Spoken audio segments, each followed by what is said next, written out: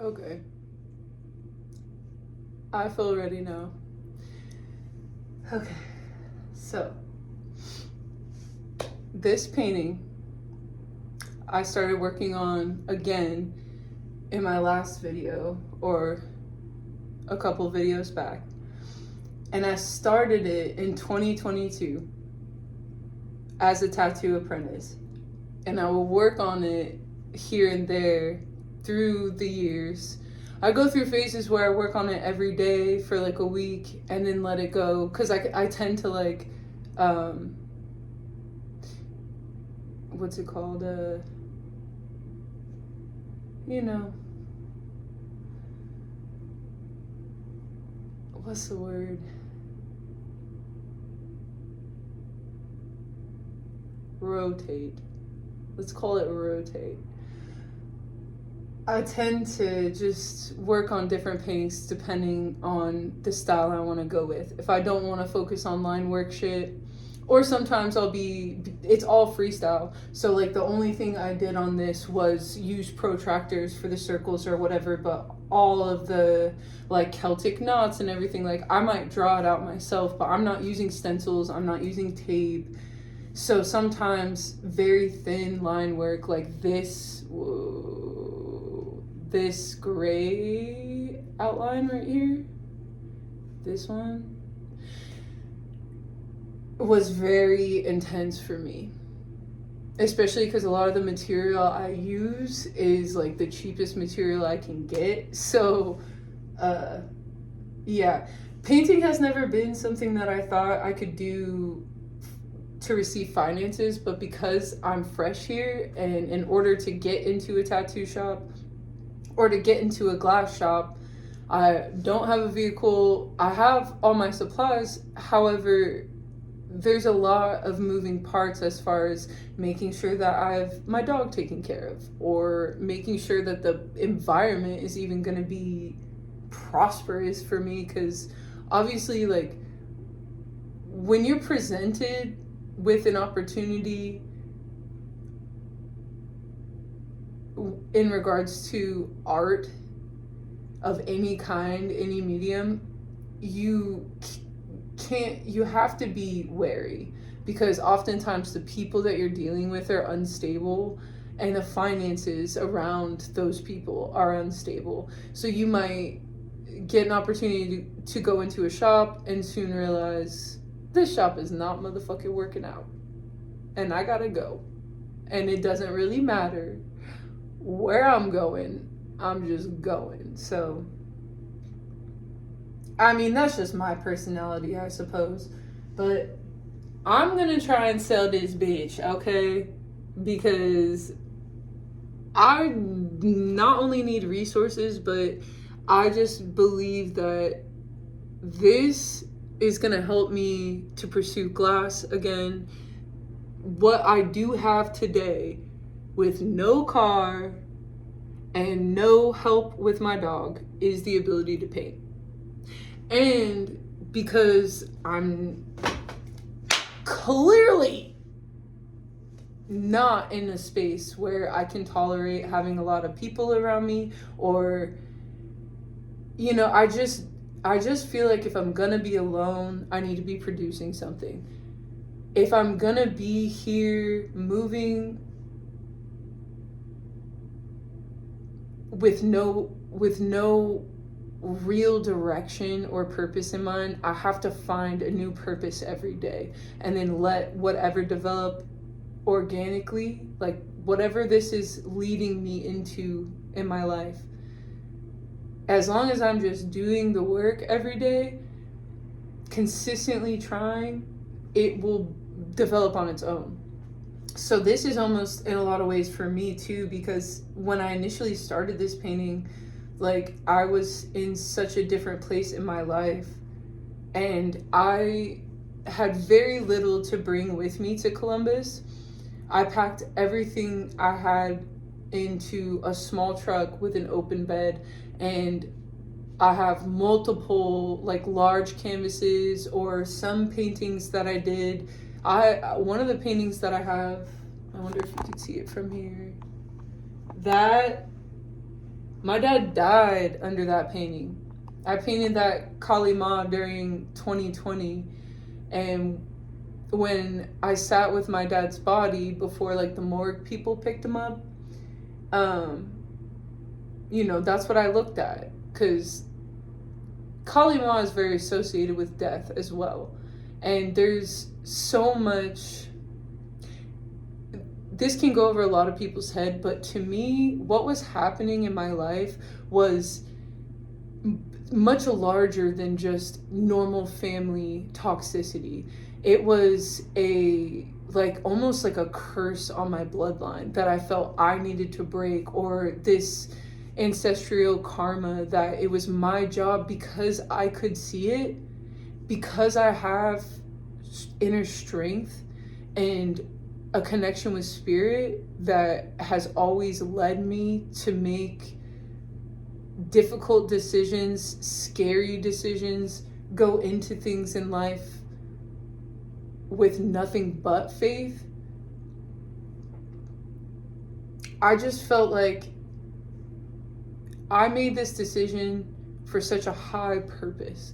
It felt like there was something so strong behind it, because it was like everything that developed in me as a child to believe that I'm less than, or just dimming down my light. Like no matter what community I would go into, I found that I was constantly being taken advantage of, or seeing like darkness and then being gaslit out of trying to stick up for the righteous way of life. And to decide finally, like, I'd rather have nobody than have a false community. That was like it took a lot of courage and bravery. It took a lot of self-love to tell yourself, like, I know that family matters, but I matter. And I've put in my time. I've been caring for these people, for whatever problems that they have in their life for so long. It's finally time for me to take care of myself. And these people I'm taking care of don't love and respect me. And instead of me constantly victimizing myself, because I was so like suicidal, it was just like a crossroads. So these paintings are huge to me because I chose to bring these over warm clothes. Like, these took up space that other pieces of supply and resource couldn't. And like my process, my grief, my addiction is in the lines of this painting.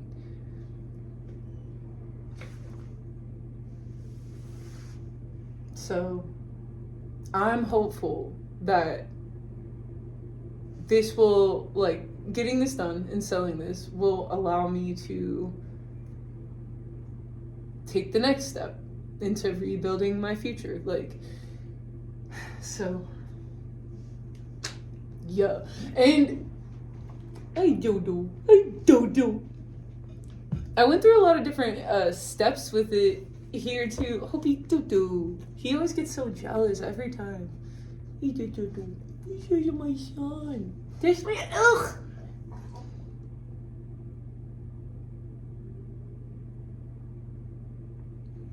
What? Are you? What? I love you too.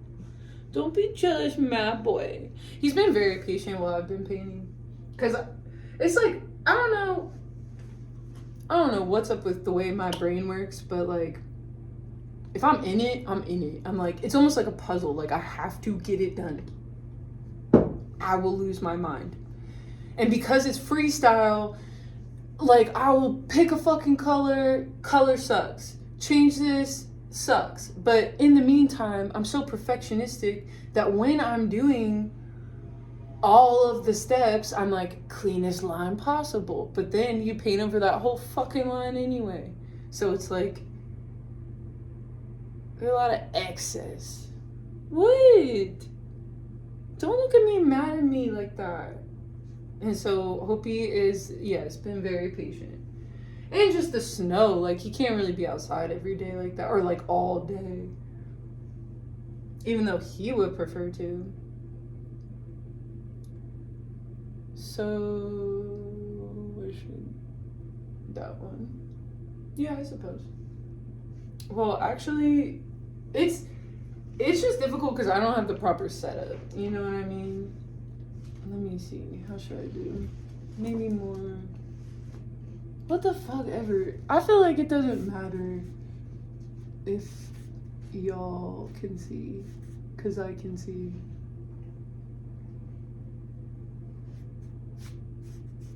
I think turning 30 made me realize too that like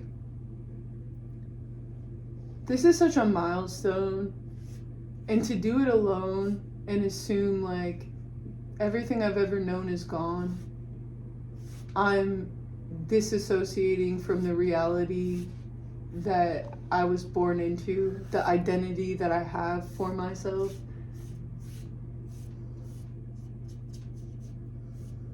I don't even know where I was going with that. I literally just forgot. My brain just went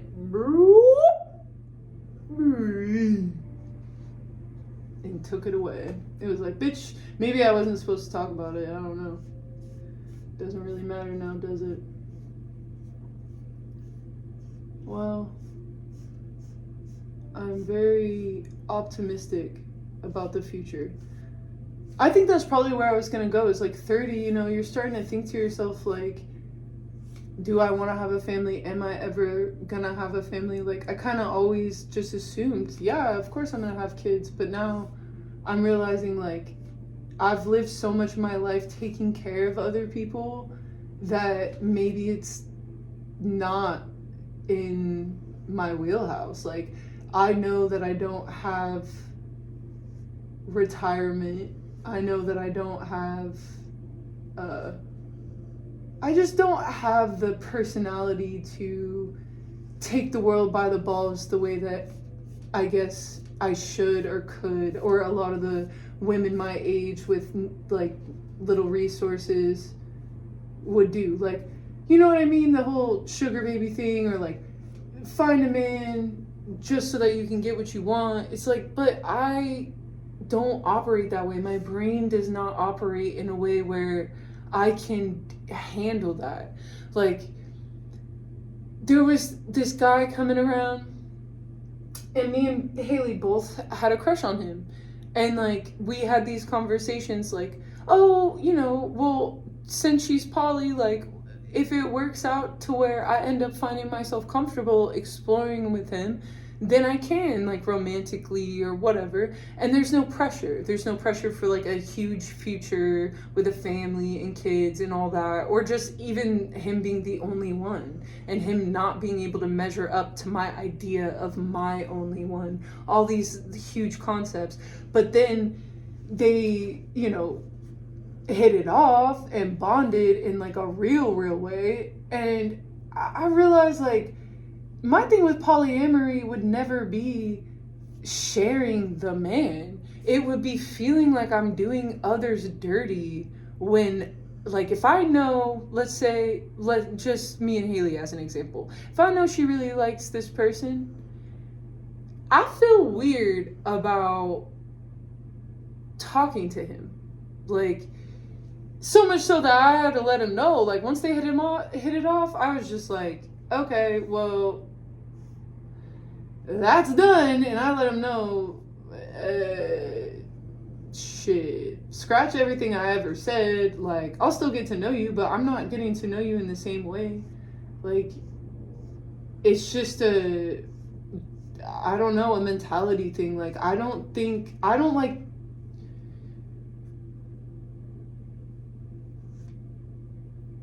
if the energy is triangulated, even if it was a woman I didn't like, I would still feel guilty about taking attention from her and love from her. And I guess people in the polyamorous community don't look at partnerships like that, but I know I do. So I'm like, I don't know. It's probably too, like, infidelity in my family and stuff. Like, I know what it's like to see someone get hurt and not chosen. And even if that's the name of the game, I don't need to participate in it. I don't have to disrespect people who are active in it, but it's like, that's not the energy I want around my heart space or my body. That's fine. Like, I just don't have to care. Like, I feel like most girls who would be put in that circumstance where you and your friend have decided that it's open game for this guy, and this guy's just around to kick it, you know what I mean? And be a trustworthy person that I can bring into the home. And it, like, you know, it killed multiple birds with one stone sort of thing, because I'm very protective about my home, which is difficult for her, who's someone who likes guests.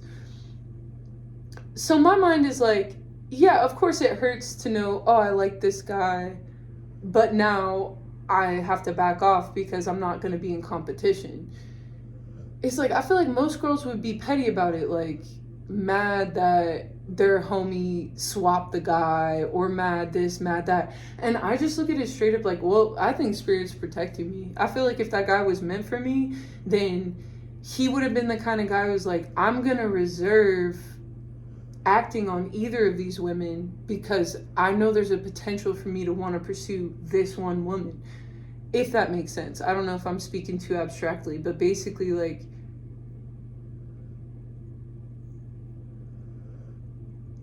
I suppose I'm just looking at things in life like it's neither good nor bad. It just is. And if it is, Spirit, let it be. And I can't deny the significance of a higher power guiding my life. I just can't. As cliche as it might sound, or as complexy as it might sound, it's a fact. Anyone who knows me knows it's a fucking fact. I've been able to get in and out of so many situations purely on my heart alone. It's not nothing. It's not nothing. So I'm just like, I don't know. I'm questioning, I guess, at 30 years old, like, should I be looking for the stability of a family? But I'm gonna get pregnant and not have a mom to like it's not just small things. Like, I think when people choose to make these big decisions in their life, like a family, they're not considering that. Like, do I believe that this child has a good support system?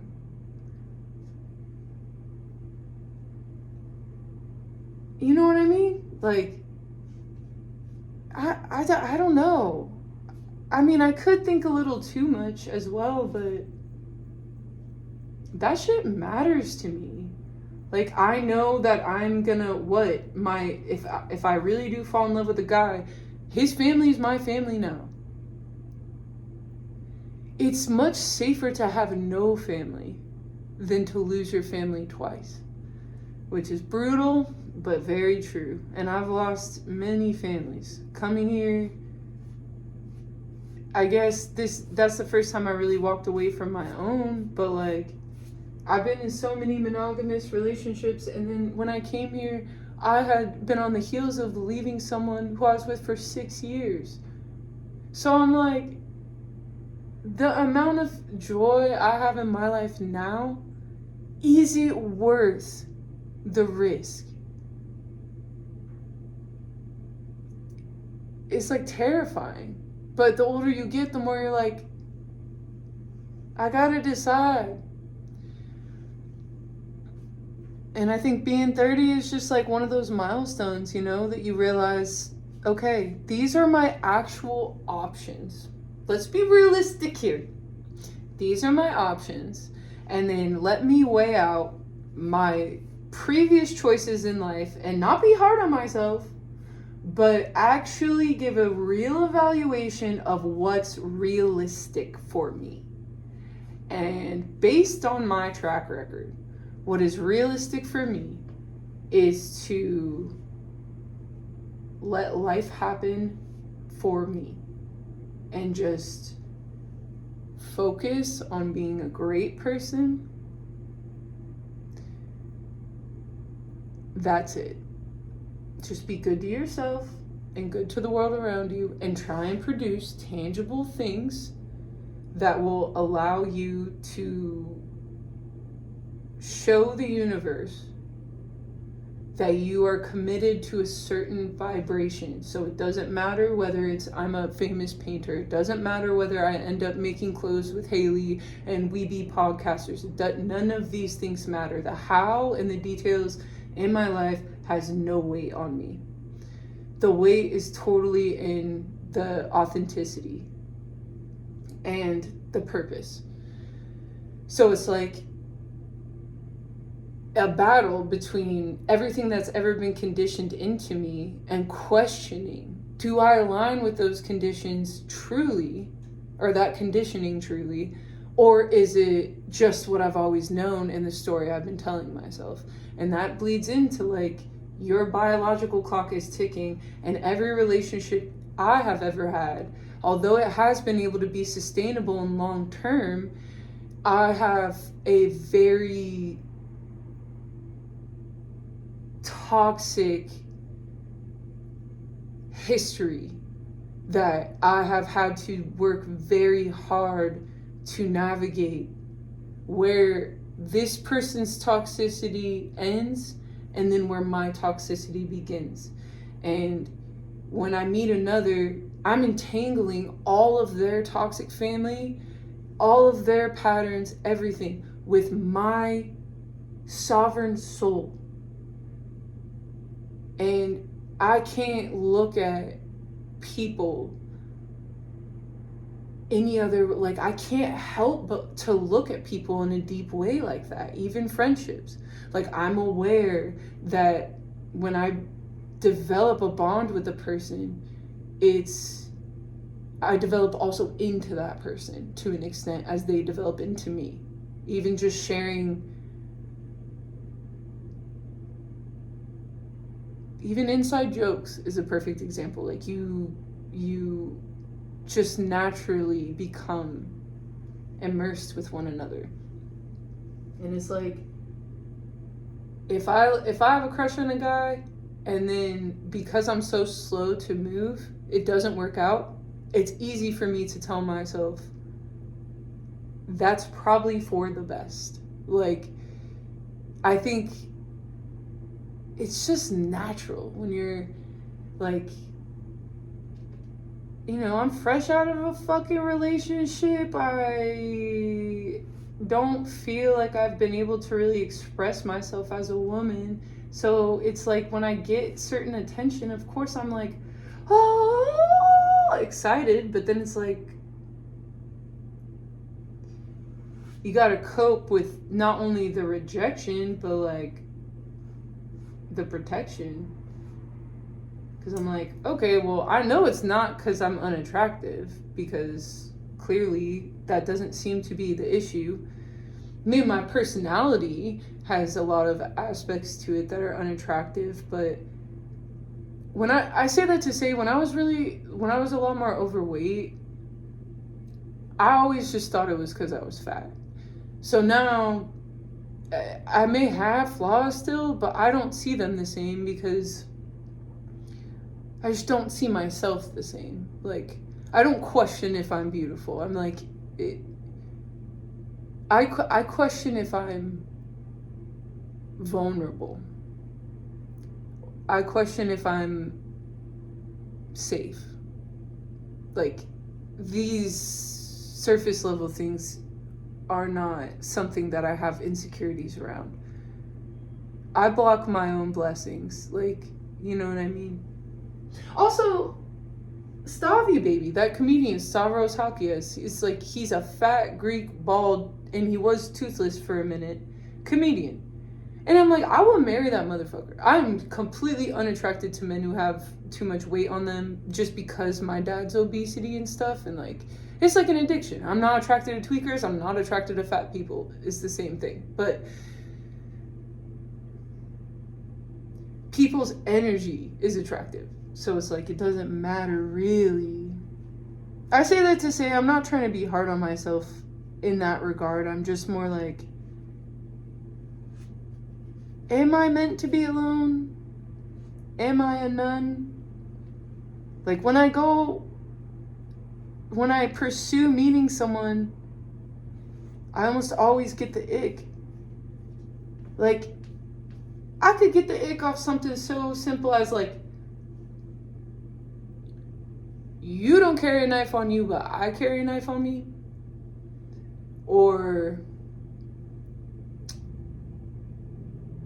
if you don't peep shit the way I peep shit, like if you're not intuitive or have street smarts, that's gross to me on a guy. Like, that is far more unattractive than being broke. You gotta have like wisdom, you know? And that's hard to find. Like, for me at least. Or like sometimes I'll catch a person and like we'll be chatting and they'll be on some esoteric shit, but then it's like I gotta call him out. Like, there's this dude in our community, no one really takes him all that seriously, but he's like constantly talking about starting this men's new age, like almost like a cult, but he wouldn't call it a cult, but it is that. It is like to awaken the men of the youth or whatever.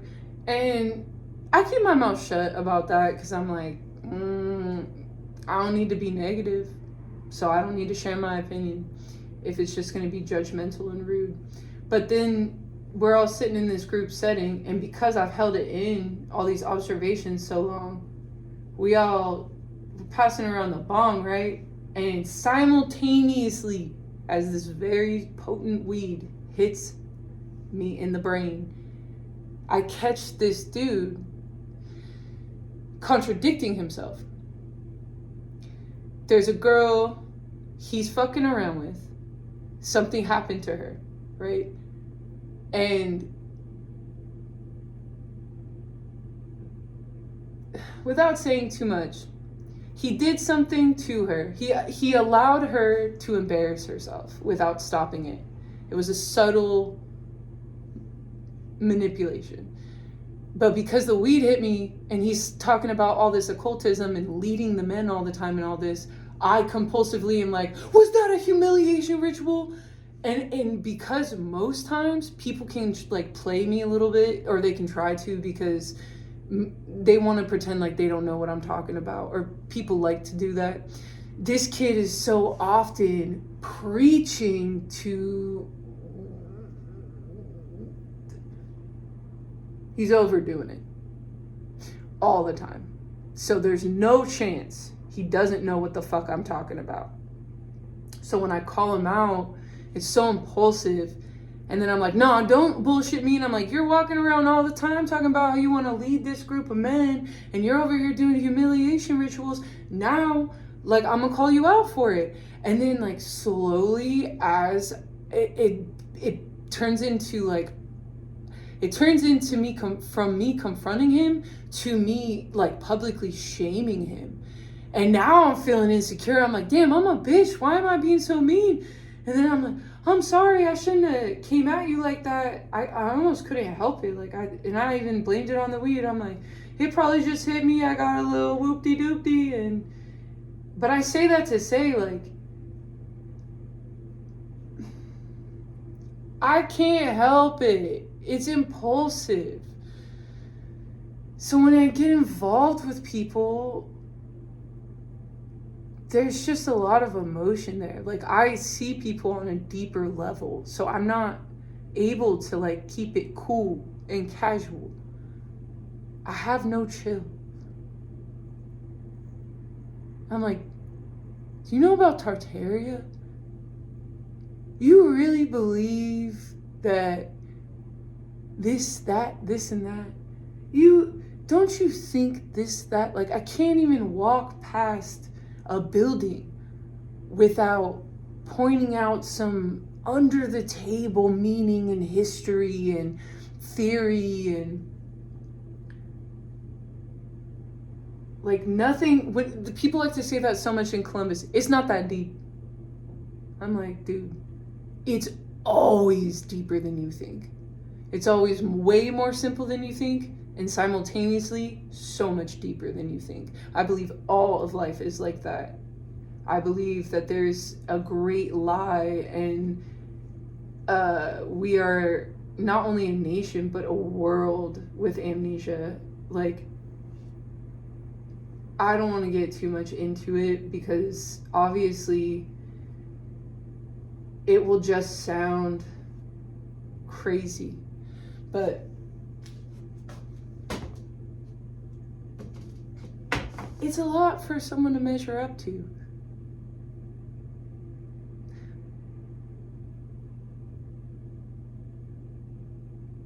I don't know.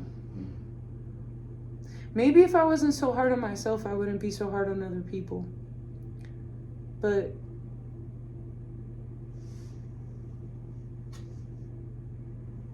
that's dudism. I gotta practice the dudism. I also told one of my coworkers that he looks like John Goodman, and he was insulted, but John Goodman is the fucking man. And in that movie, like, he has boss daddy energy. He is that. He is him. John Goodman is the man of my dreams. So truly, was it an insult or a compliment? Do I just have bad taste and I'm complimenting you?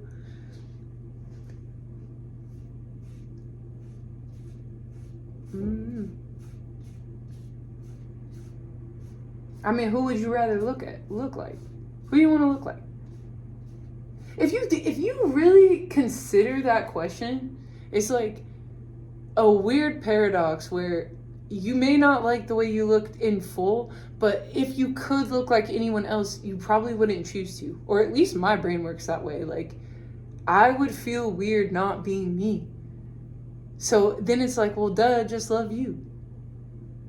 If you couldn't stand to be anyone else, even if they were a 10 and you're a 3, maybe you should just be you.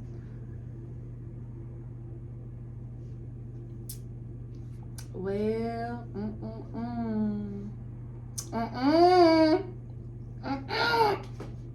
the one good thing I did notice about missing some days of work because of the snow was, bitch, I was not eating fried food. My acne got a break. Because that's rough. It's like someone trying to get sober and then hanging out at a bar. Like that, I know that that's rough too, but because I know I can't drink, it's a non-negotiable. Like, I literally believe I will be punished by God if I drink, because I've obviously been so gifted when I chose to stop drinking that I'm like, oh fuck no. But my bad. What was I gonna say? I always have to smoke a little bit of weed before, so it kind of fucks my conversation flow up. Oh, yeah, the bar thing is easy for me, but it's like, I know that these chips are not going to kill me. I know that a crunch wrap is not going to kill me. I'm not going to drive myself off a cliff for a crunch wrap.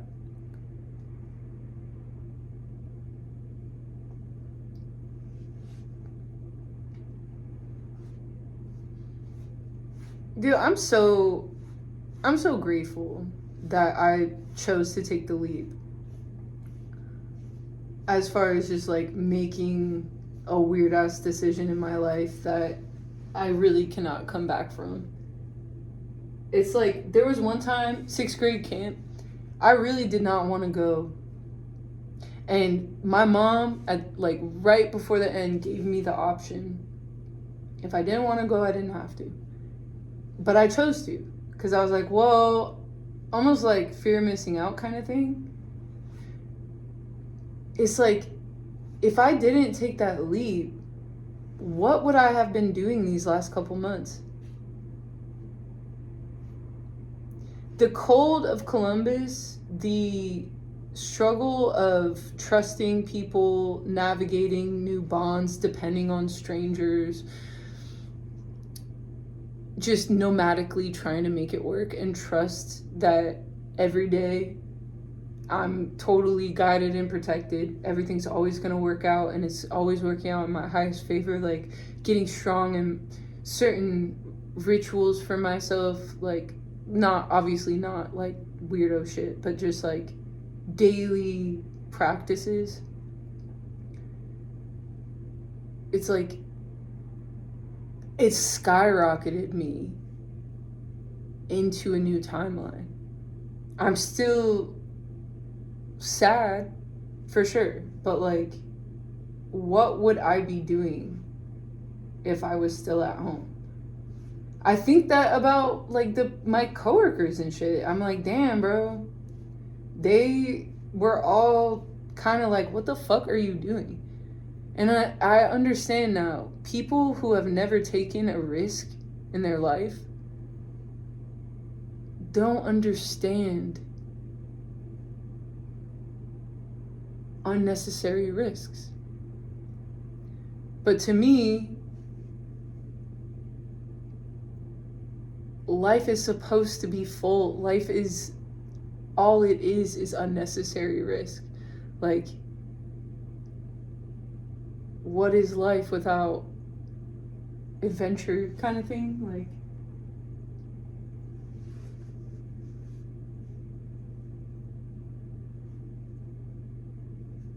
I just hope that my suffering does not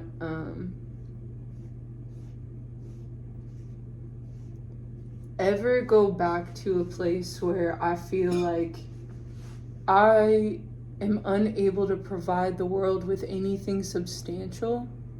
And because the world is unable to provide me with any amount of love or compassion, I am in this struggle of waking up every day thinking, I wish I could kill myself. I wish I could kill myself. Fuck, I'm awake. Fuck, I'm alive. Like, that was so rough going through that. That time in my life was unreal.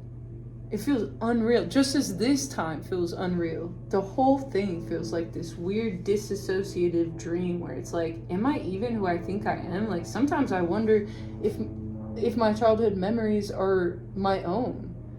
Like, what am I? What's happening in this world? I'm so removed from some other people's realities that once were my world. And like, I have to stay that way. Like, there's no option. It's what it is. Like, crazy to go through something like that. And I'm gonna be real, because no one else is here to tell me you're doing a great job. I've done a fucking fantastic job. I've done a great job about like moving through betrayal with grace and understanding that I have a belief that can be painful to me, but I do think humans innately have good souls. I don't think that people are inherently evil. So oftentimes I don't believe when someone hurts me or abuses me that they mean to. Like, maybe they do mean to at a point because they're getting some kind of strength off of it or whatever, but ultimately I always chalk it up to, this person is in such a bad place emotionally that this is how they're coping. Like, it's their way of gaining control, or it's their way of feeling important, or whatever the case may be. I just feel like to have enough self-love even when I wanted to kill myself, and have the energy to go on this crazy mission. And then I did it knowing that it's no one's fault that they hurt or abused me. Like, that's a lot of people can't even have that fucking concept in their mind at all, that someone would brutally hurt you intentionally for a long period of time and through many phases of your downfall,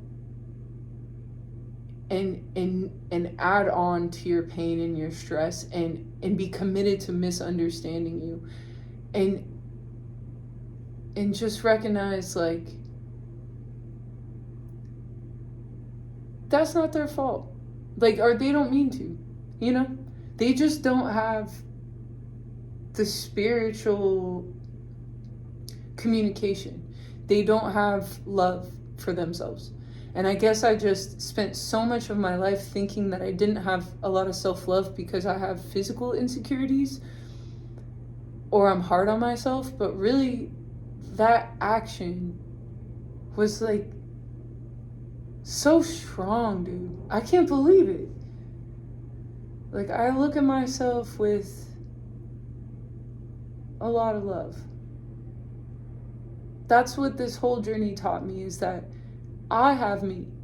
So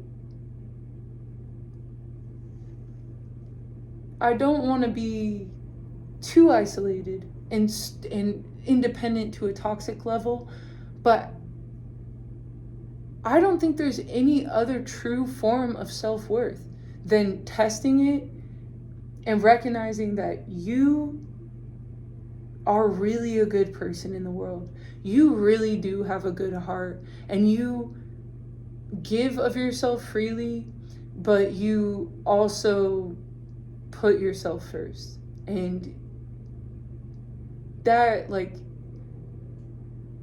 developing those skill sets without blaming anyone, I'm not mad at anyone type shit. It's like, I don't know. I've really developed a sense of self. So at 30 years old, I feel like I've really excelled my own expectations on what I've gained in life. And I have like $40 in my bank account. But it's like, there's just something to, like, almost like I grandmothered myself. Like, I developed into my own chicken soup of the soul. I found the warmth within me and found beauty within me through, like, the most brutal pain of my life. It was like going through that pain and doing your best to change it, recognizing that it can't change, that if you want to change, you have to remove yourself. That is profound. Like, I think I was moving so fast that I didn't recognize, like, damn, bitch, you really fucking did this. You really took all these risks. You really did bear through the cold, the fear. I didn't know that I could protect myself. I just trusted that I could because I made sure I had the resources. Like, you may not, like, a lot of women would be fearful to walk through a dark alley. But if you know that the only way to get from A to B is to go through that dark alley, you're gonna change as a woman when you enter it. And when you exit it. Like, metaphorically, trusting yourself is priceless. And you find your strength through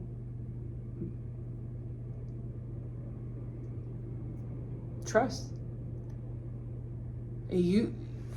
That's the problem with, like, logic sometimes, is like,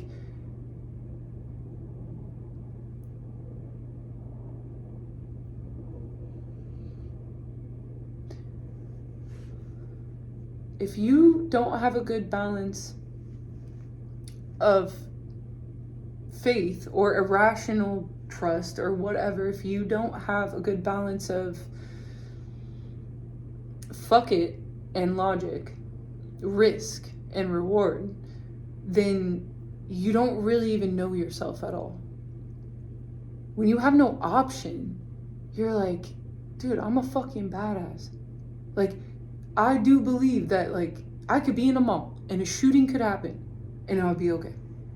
Like, I don't put myself in situations in a way that's reckless, but I have a belief that I can navigate anything now.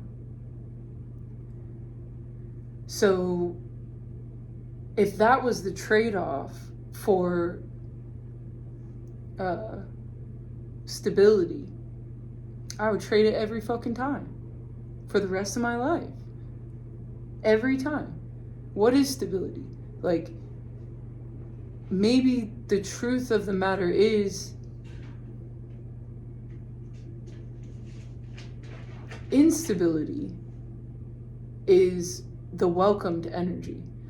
Nothing is stable right now, even our belief systems. So the desire for instability in order to build self-esteem and, just a strength. It's like, yeah, that's fucking awesome. It's like working out. It's like you go into it out of shape and slowly you get in shape and then you're prepared. You stay ready. You don't have to get ready.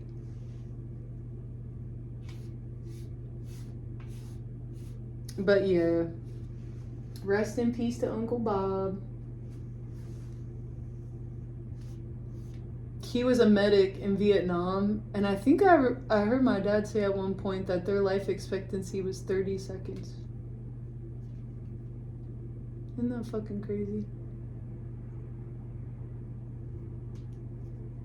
You know what's even crazier? Knowing that there are natives who fought. That's fucking weird. Isn't it? Isn't it? Oh God. If I would have ended up joining the military, I for sure would be like a crazy fucking... Who even knows? I'd for sure be an agent. I just like secrets. And I like uncovering shit. I like being in the shit. I like looking into darkness. I'm very attracted to the underbelly of society.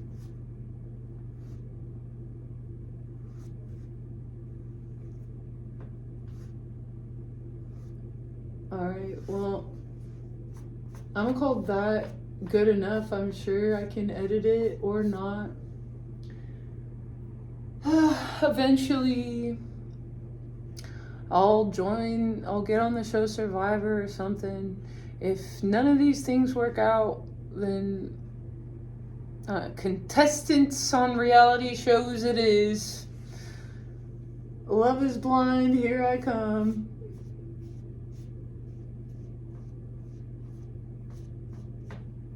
I will say this last thing. I don't know about you, but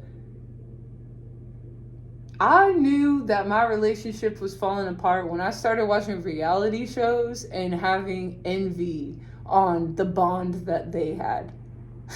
When I would see fake bonds and be like, damn, that's the energy I don't have, I started recognizing very quickly,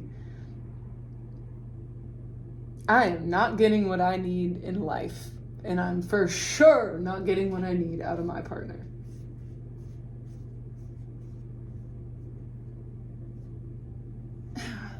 I keep coming back to like, I should just try and be gay, but I'm like, I don't want to.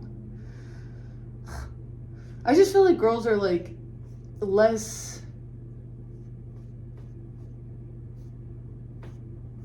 I don't know. They're more difficult in some ways and less difficult in others, but it mostly does have to do with that, like, compassion and, like,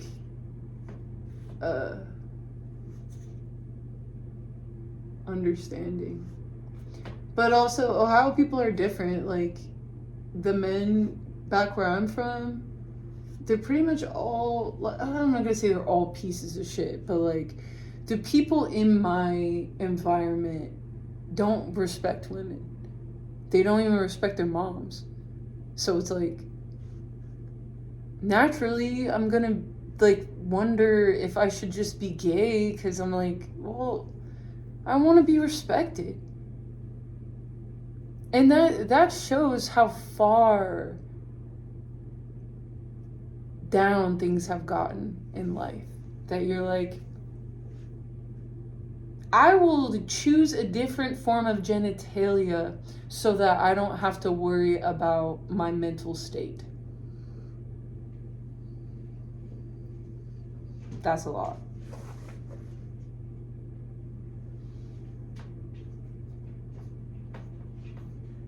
But shit, it be like that. Oh, oh, it be like that. Oh, oh, it be like that. Oh. Alright, little family. Little family. I'm gonna stop talking and actually enjoy painting. I'll make different videos when it's done, but this is a large painting. I put a lot of my heart and soul into it. And when it is done, I would appreciate a sale so that I don't have to stress. I'm on a probational period in the house that I'm in. And if I have all my shit paid off, I'm only $200 in debt to him, but I still will have to have rent, which is $750. So, if I sell this, also with my checks coming in from work, if I can have all that money together, and I think I'm gonna fix my dog, because that's a part of him not wanting me here, is like my aggressive dog and stuff, maybe I will be able to stay. If it doesn't work out, it doesn't work out. Don't mean I'm going home, baby. Just mean I'm getting the fuck out of her. But, I mean, Tennessee could be cool. I for sure have been looking into Tennessee. I feel like I need to, I don't know, I need to be around some Southerners. I just feel like I like Ohio, but I'm just saying, there's something about that Southern charm, baby. That sweet tea. That okra. Like, I can't meet people named Kale. I'll meet people named Okra.